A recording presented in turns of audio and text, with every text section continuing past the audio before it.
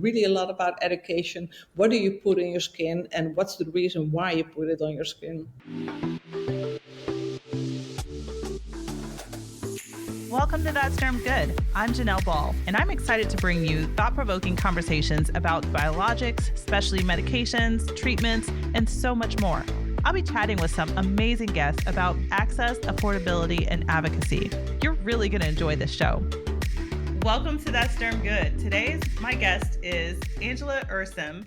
Angela is the co-founder of Food for Skin. Welcome, Angela. Thank you for joining me today. Yeah, thank you very much for having me, Janelle. Yeah, it's a pleasure. Yes. So Food for Skin is 100% natural skincare company. And I mean, I'm so excited to jump in and to hear a lot about the company and what brought you to becoming the co-founder, because you're a two-time gold winner of the Dutch Beauty Awards, Yes. which is amazing. You've got some amazing accomplishments. Tell me a little bit about what got you started in the skincare space in the first place. Yeah, well, it's a bit of a long story, but I'll try to keep it short. Yeah, so how it went? Well, actually, my very first job, but that's almost 30 years ago, was in skincare at that time with Coty, and I was a brand manager for a couple of fragrance brands, particularly. But then I had a long career at several corporates, and there I really learned how important storytelling is, how you build brands, how you build a company. But at that time, I didn't really get really into skincare yet, so I was just following my corporate career. But at a certain point in my career, I was more in my personal life. I was more busy with sustainability issues. What can I do to make more conscious choices, etc. And I got a bit of fed up with my own job. I was a marketing manager, so my job was to sell more.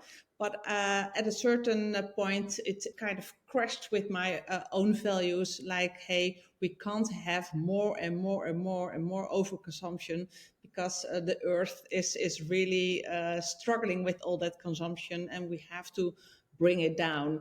And that's in the end what led me into this particular skincare initiative with Food for Skin, because in the end what we try to do is with less products, better results. So that's really how we got there. But the reason why I got there was just because of my personal search for a brand that could tick all the boxes, like is it sustainable, is it only a few products? How about the quality of the product? Does it work on my skin?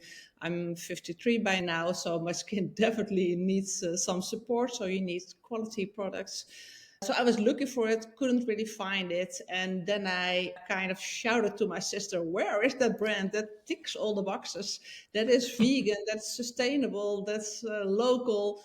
And she's a skin therapist. So she said, well, if it isn't there, we have to build it ourselves. So that's where the whole journey started. Wow. Yeah, I mean that makes so much sense. If it's not there, you got to create it yourself. Exactly. Yeah.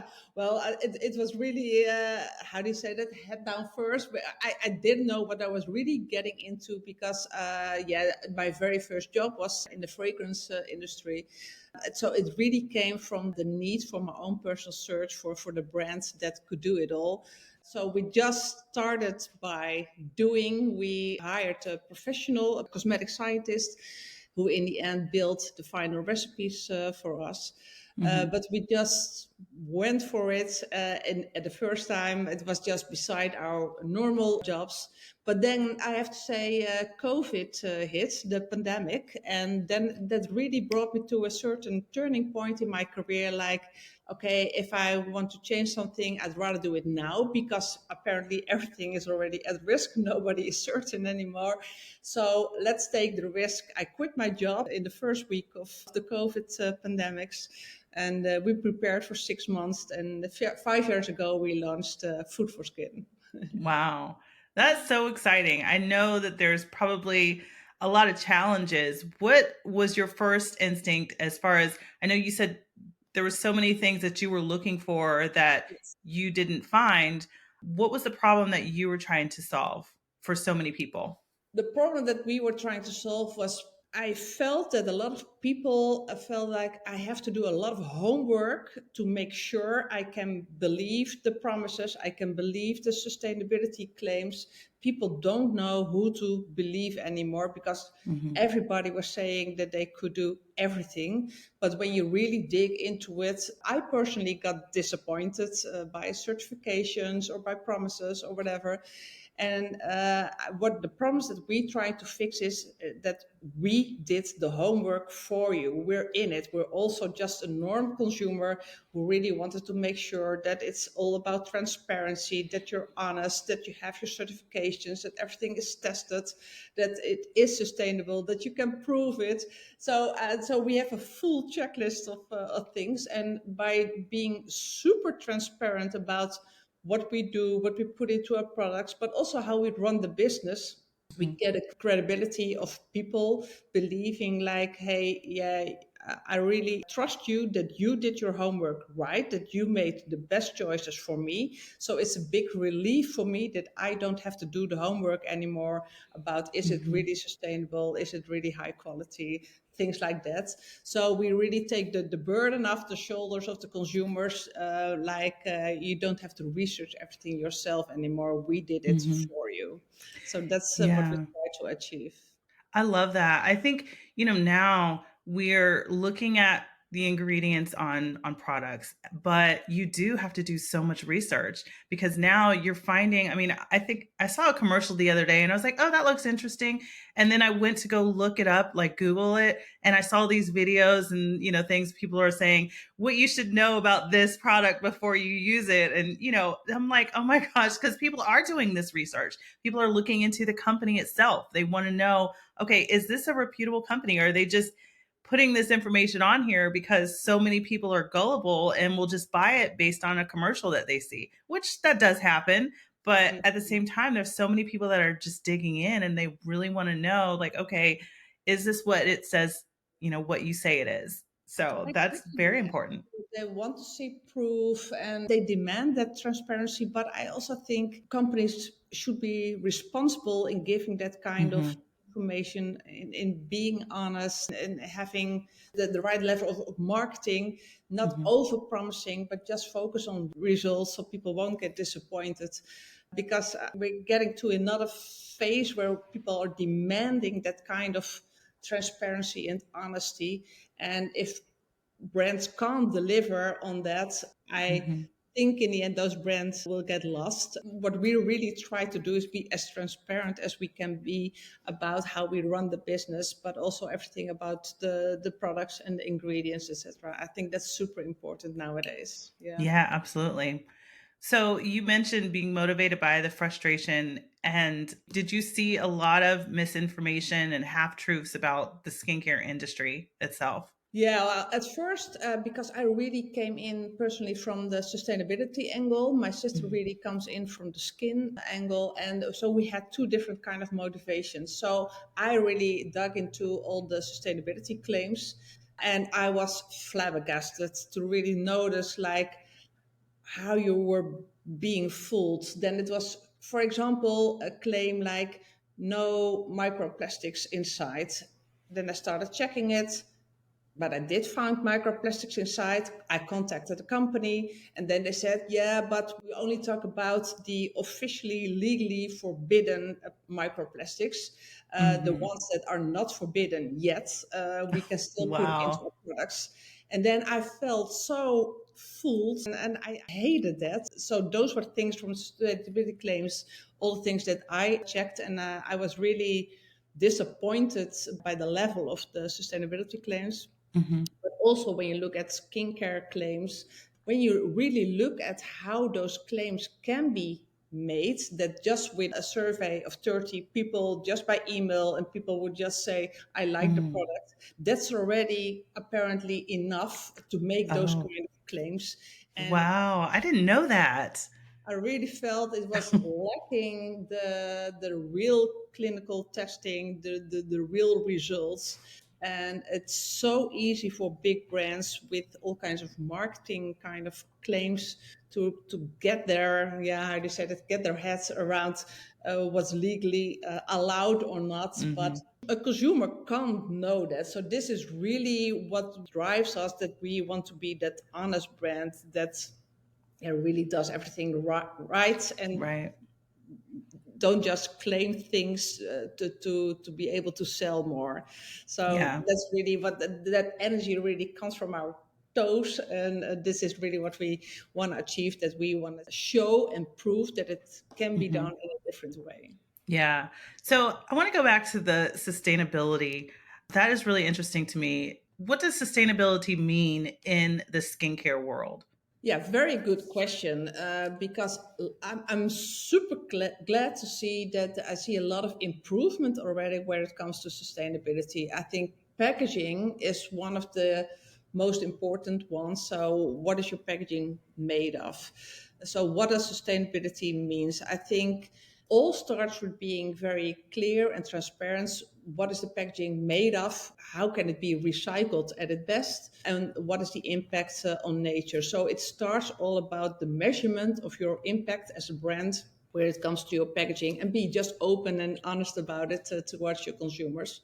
So packaging is super important, that you look at your footprint, that you look at how can it be recycled, but also where do the resources come from, etc. That you make the best possible choices, because I know from experience it's hard to make the right choices for Hmm. packaging. We chose for glass packaging because glass can be recycled very easily by 100%. And we also offer refills. So we feel this is the Wow. best solution for us at the moment. But for every company, that can be different. But make conscious choices. So that's where it starts. Hmm. But also, what do you put into the bottle? What do you put into your ingredients? As a brand, you can make a conscious choice. Do I want to put microplastics, for example, in my products or not?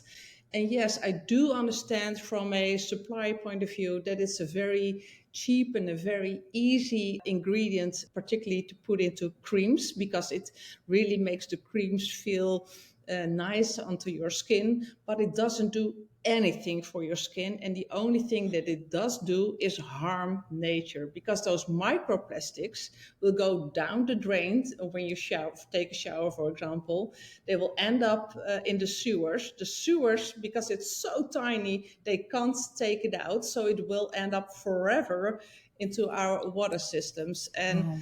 then I really feel like if you don't have to put it into your products and you can make that choice, be responsible and make that choice. Hmm.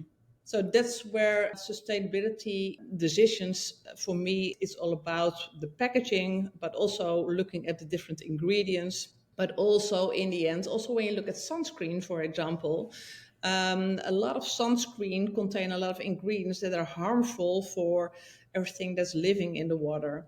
There Hmm. are natural resources that are of less harm, so why not use them instead? You can make that choice. Often it's a decision based on finance, on turnover, on profit. In the end, if we really want to keep this planet as beautiful as it is, we really have to make the better choices, also to involve the impact claims as well.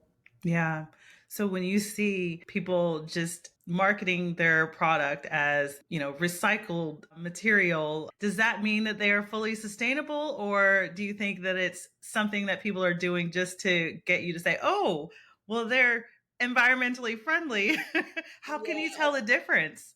I think it's still, those claims are definitely still being used a lot for marketing purposes. I don't know what it's like in the States, but in Europe we'll have way more stricter legislation around those type of claims. So in 2 years, everybody has to prove your claim. So if you say recyclable plastic, you have to prove on your website. You have to show the proof that indeed that it's recyclable and for how many percent, things like that. Wow.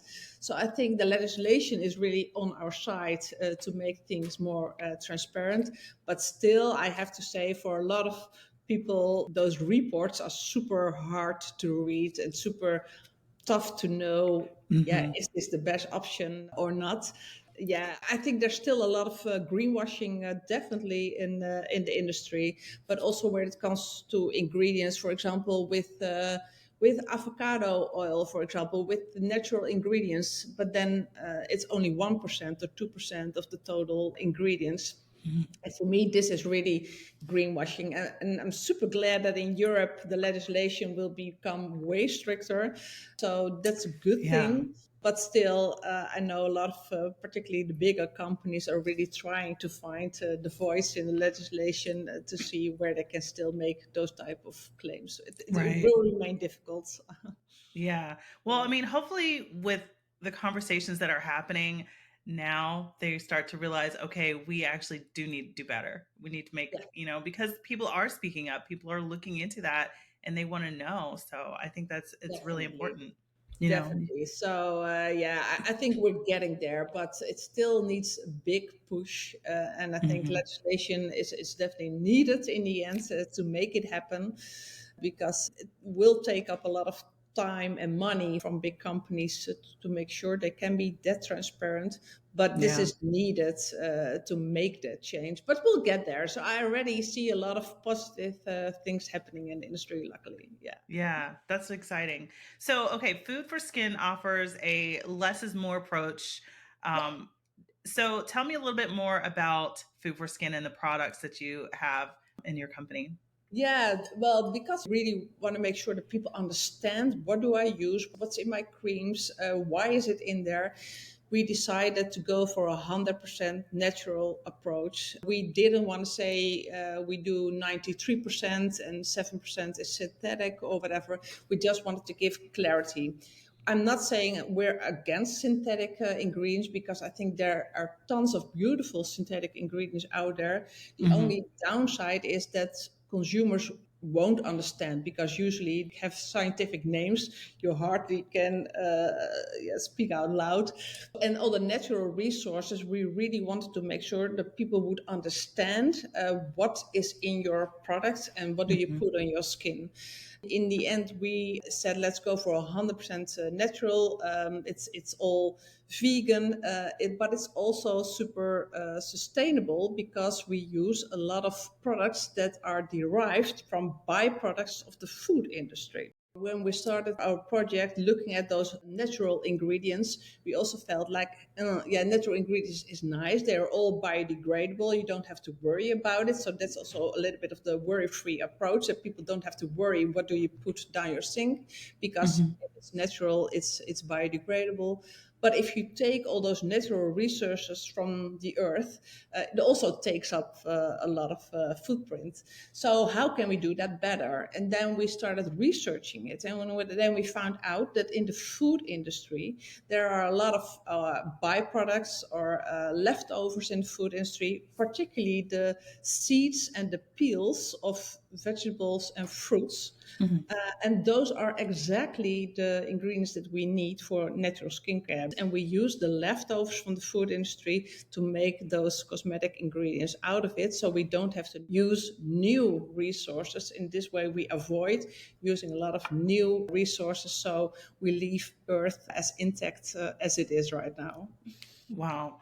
So, tell me, okay, what are some of the seeds that you pull from that are ingredients? Can be broccoli, for example. Broccoli really is super nice for the skin, but also the tomato seed oil has tons of antioxidants in it, and it's super, puts a very nice protective layer on the skin. The leftovers from carrots, so we combine it with sunflower seed oil, but also raspberry, bilberry. So also a lot of different fruits, apples, for example, as well.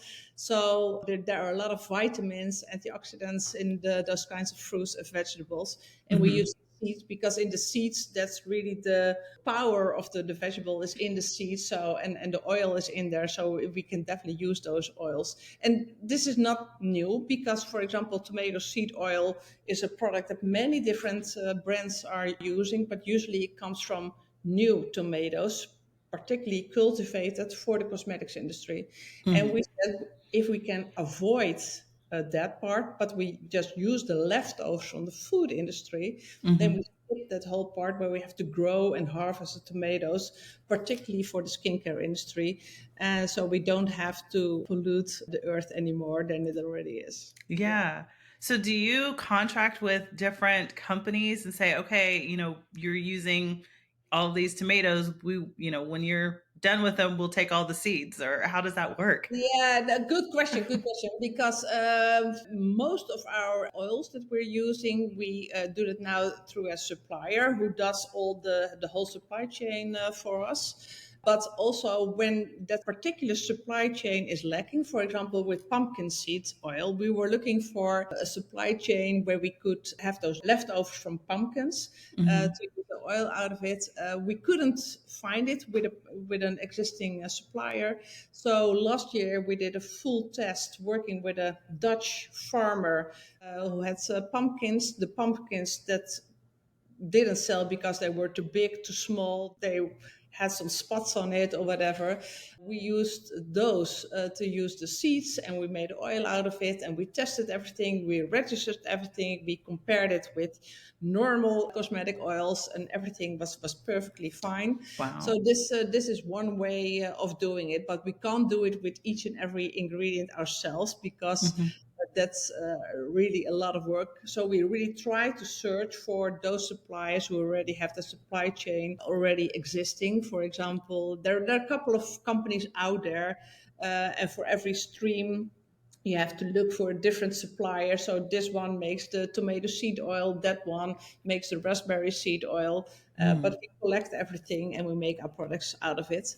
At the moment, 40% of all our ingredients, and we use about 100 different ingredients at this point, 40% comes out of upcycling, as we call it. So this is from the leftovers from the food industry, and 60% is still new ingredients, virgin ingredients, because we simply can't get our hands yet on those chains, because we also don't want to make any compromises on quality. So that's why we Right. still have a lot of new ingredients into our products, because at first we make the very best product we can make, the best recipe for a cream.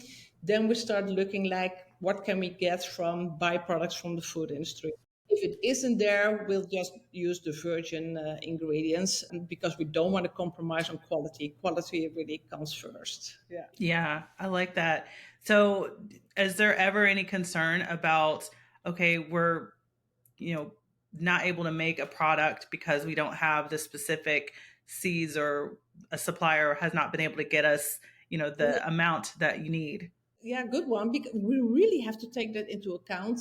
Particularly, also we use, for example, also tomato juice. So this is the water that's left when they make pasta sauces. So, for example, in Italy, there's a very nice pasta sauce factory. So they use Italian tomatoes, but they don't use the peels, they don't use the seeds, and we use those leftovers to make our products out of it.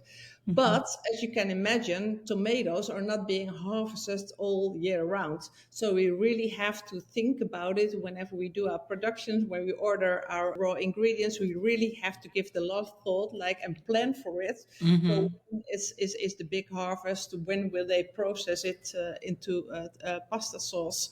And then we can take the stock from them.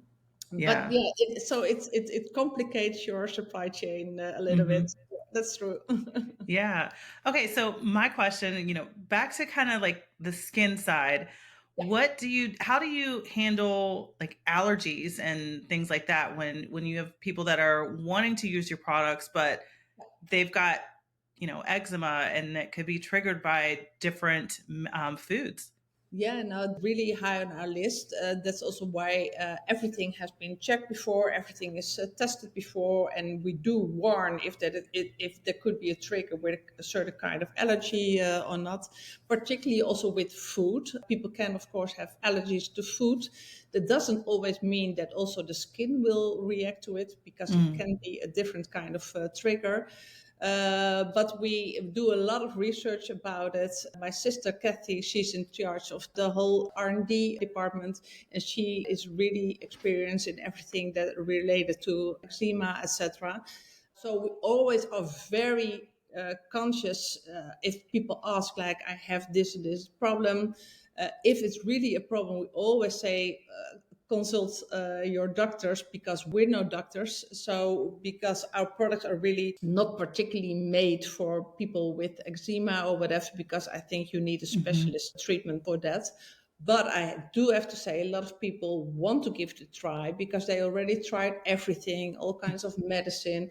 And in some cases, we get very good results. And this circles back to how you began this podcast, about that we offer less products, because we also feel that sometimes you just have to give your skin a little bit more of ease. You don't have to overdo it. You should not Right. over treat it. And people with skin problems, and I totally understand it, have the tendency of over treating their skin, because of course you want to get rid of it, of course you want to solve it, so you do more and more and more. But Hmm. sometimes it's also better to do a little bit less. And also yeah, so in some cases it can also heal some things. But with particular diseases like eczema or psoriasis or whatever, we always say consult a doctor, and first try it in your elbow or whatever. So we're very cautious about that. Yeah. Yeah. So your website also includes a skincare quiz. Why was this important to include this feature? Yeah, well, it's nice that you already saw it, because we just set it live last week. So it's just for a week on our website. Yeah, we Nice. put in a skincare quiz because we don't have a very complicated assortment. We just have one cream, we just have one cleanser, we have three different type of serums. But people doubt sometimes about which serum should I get. And we, particularly with this quiz, we try to help people, but also if they have particular skin problems, because people really are looking for a more personalized approach. So we try to offer them a more, yeah, customized solution. We give them a little bit more direction, but also a little bit more tips, because we feel education is super important, that people understand what's going on with the skin. So besides our promoting our own products, we definitely also try to give tips in general how to treat certain skin problems. So it's basically about educating people and giving them explanation why and how to use the products. Yeah, I think that's so good. I think so many people become overwhelmed by using these complex skincare routines. That's what you see now on social media, where you've got to do these 10-step routines, and that, I mean, I could never do that. I don't have time. No, It's too no. much. And then I'm trying to remember, I'm still trying to teach my daughter. I'm like, okay, wash, tone, cleanse, or cleanse, and moisturize. And she's like, which one do I do first? So, Exactly, exactly. And a lot of people are struggling with it. And we shouldn't forget about it. Sometimes when you're in the skincare industry, you think everybody knows, but no, that's definitely not the case. And a lot of people don't know how to treat their skin well. So we really want to make it, yeah, simple and comprehensible, and that people do understand why they're doing that and how mhm, it should be done.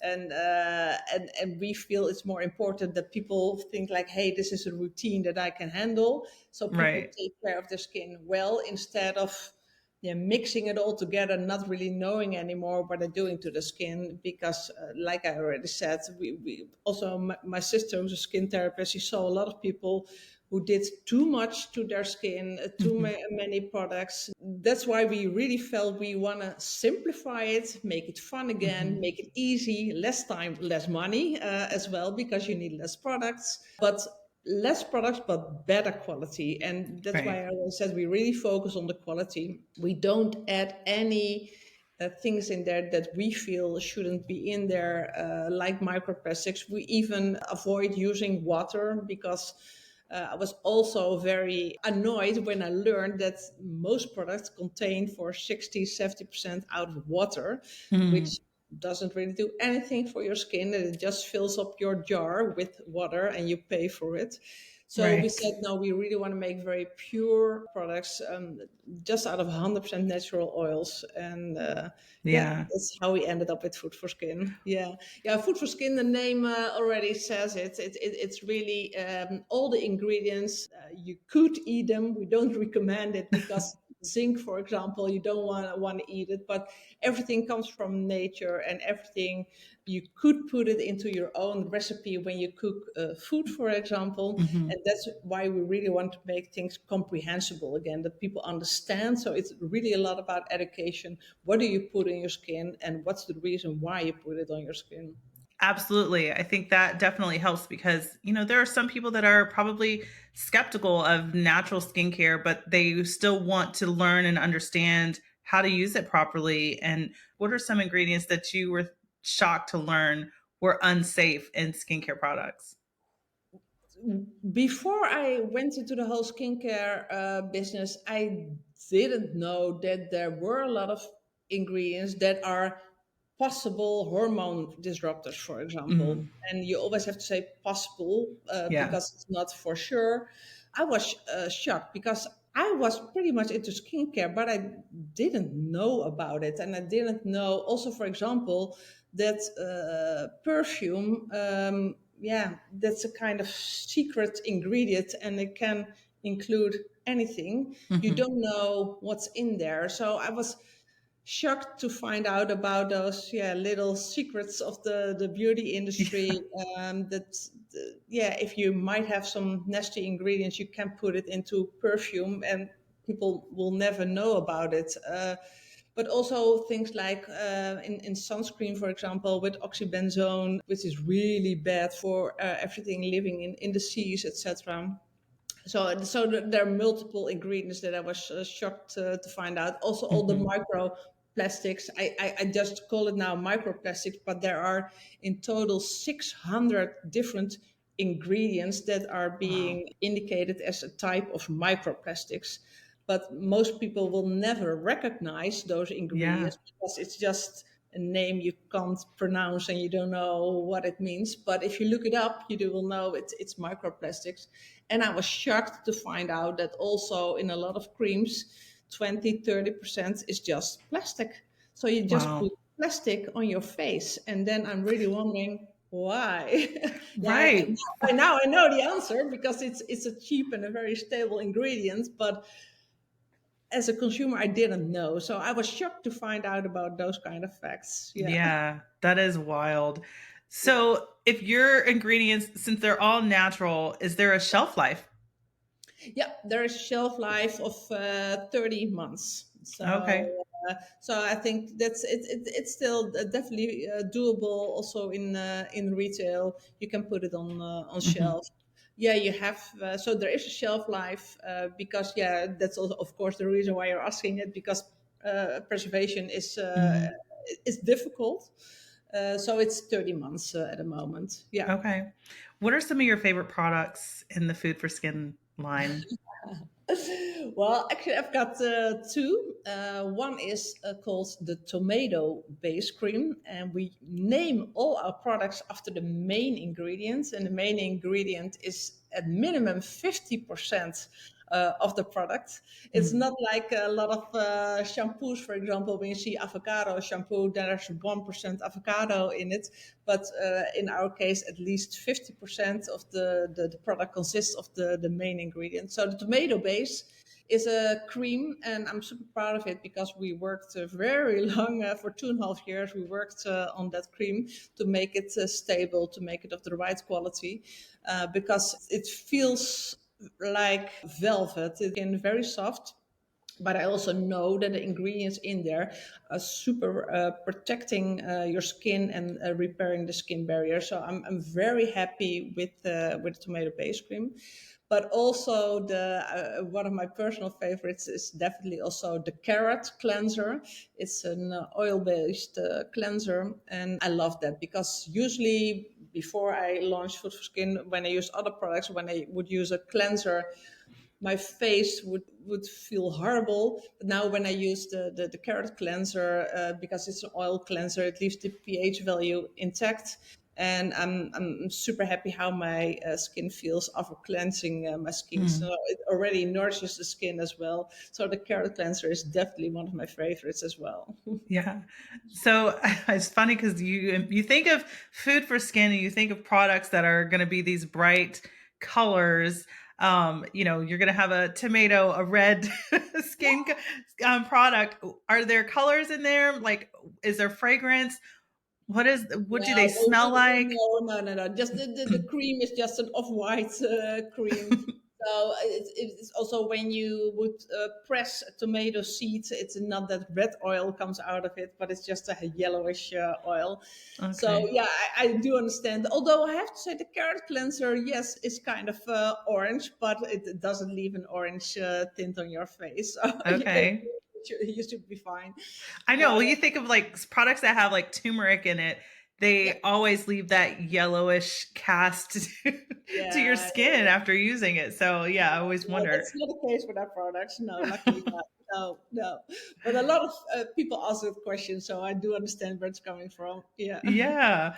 So, what has been the most surprising feedback that you've received from customers that switch from conventional, your normal products to food for skin?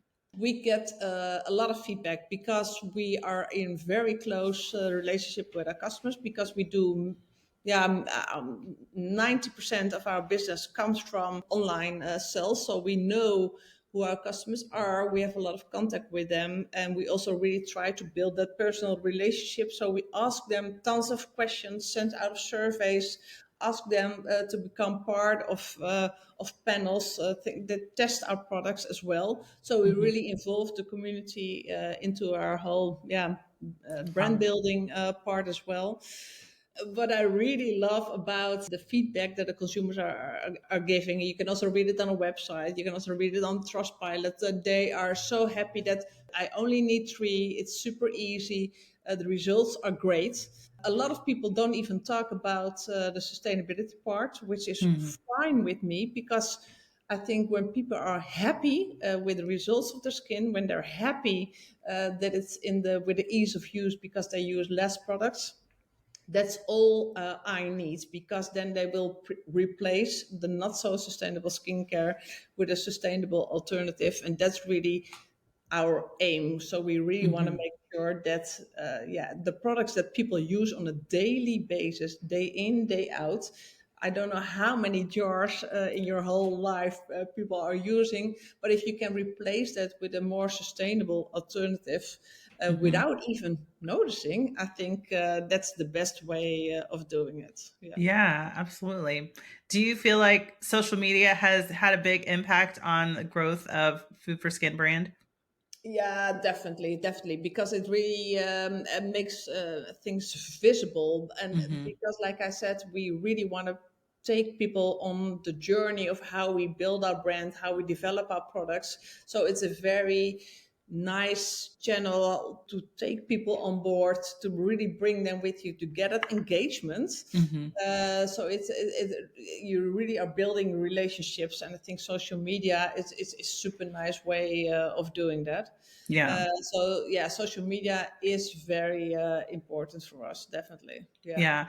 You said something earlier, I think makes so much sense. People like a good story. They love hearing the story behind the product and understanding where it came from, why you created it and what those passions are. It makes such a huge impact, I think, when somebody's like, "Oh, wow, this is amazing. I really now I want to try this." It gets you excited about it all over again. No, it does. And we have so many stories to tell, whether it's like where are all the ingredients coming from. For example, the raspberry oil comes from raspberry seeds. There are leftovers from a juice company. They make juices out of it. So when Hmm. people hear those stories, they love those type of stories. But also, like I already said, we are very open about how we run the business, what goes right, but we also share, for example, in our newsletters, what goes wrong as well. So, but also if we have doubts about things like should we do this or should we do that, Hmm. and we give people really the opportunity to participate into the development of the brand. And what I found was the most amazing thing. A couple of weeks ago, we had our 5-year celebration. So we're 5 year on my market right now. And we celebrated that with some newsletters and some social media, etc. And I was so surprised to find 20 postcards in my mailbox, in my Wow. physical mailbox, of people who wanted to congratulate us with our anniversary. And I think that's really proof that people are really connected, that people are really engaged, that they feel Yeah. like they're part of it. And for me, also building a brand, that's the best thing that can happen, because those people will be amazing ambassadors. I really have the feeling we're doing it together. Yeah, I love that. That is so amazing. I feel like you could also do some cross promotion with all of your suppliers as well. Like, hey, we use, that juice and this product or this company, you can kind of cross promote as well. Yeah, no, definitely. That's what we're working on right now. So That's definitely, amazing. that's a good idea. I love it. So, what is next for Food for Skin? Anything upcoming launches, goals that you're excited about? Yeah. No, we've got some very exciting things coming up. We will launch a body care line. We will introduce a very nice shower oil, an oil again, without Mm-hmm. any water added to it.